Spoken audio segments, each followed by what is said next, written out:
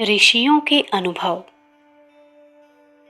आसुरी शक्तियां जब अपने पूर्व सुकर्मों का भोग समाप्त करके नष्ट होने को होती हैं, तो उनका अंतिम समय बड़ा ही विकराल होता है। दीपक जब बुझने को होता है, तो एक बार बड़े प्रबल वेग से चमकता है और फिर सदा के लिए शांत हो जाता है।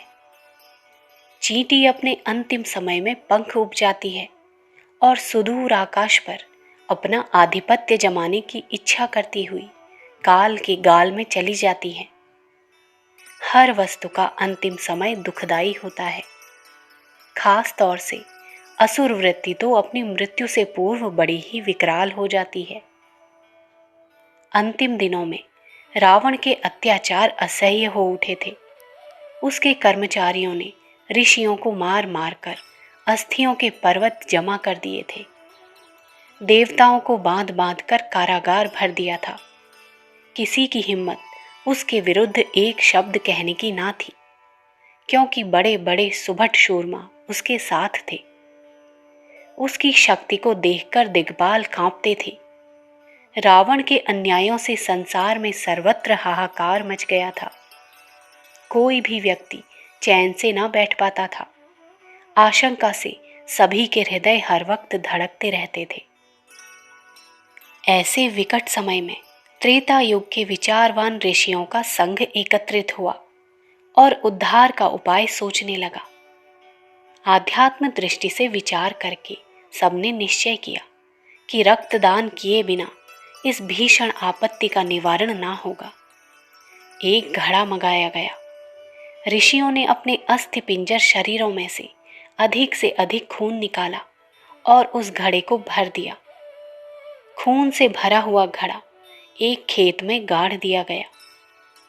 कथा है कि राजा जनक ने वह खेत जोता तो वही घड़ा सीता जी के रूप में प्रकट हुआ।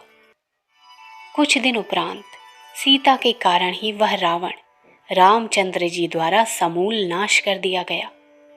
उसकी सोने की लंका जल बलकर भस्म हो गई। कारागार से देवता मुक्त हुए और संसार को सुख शांति देने वाला राम राज्य स्थापित हो गया।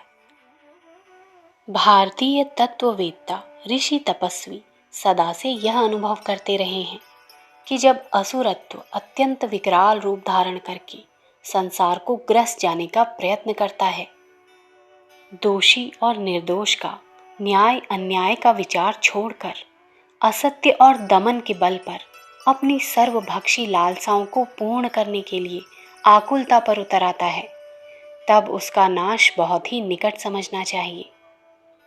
इसी प्रकार वे ऋषि लोग यह भी अनुभव करते रहे हैं कि असुरत्व का विनाश करने के लिए रक्तदान सर्वोच्च अस्त्र है। रावण को वह रक्त का भरा हुआ घड़ा ले डूबा। वृत्तासुर का वध दधीच ऋषि की हड्डियों के वज्र से हुआ। त्रेता के ऋषियों का सुनिश्चित मत था कि आत्म त्याग के साथ धर्म के लिए किया हुआ रक्तदान बड़े से बड़े संकट को निवारण करने की शक्ति रखता है। अखंड ज्योति, सितंबर सन 1942, पृष्ठ संख्या 32। विचार क्रांति दूत यूट्यूब चैनल को सब्सक्राइब करें एवं अगली वीडियोस प्राप्त करने के लिए बेल आइकन दबाएं। धन्यवाद।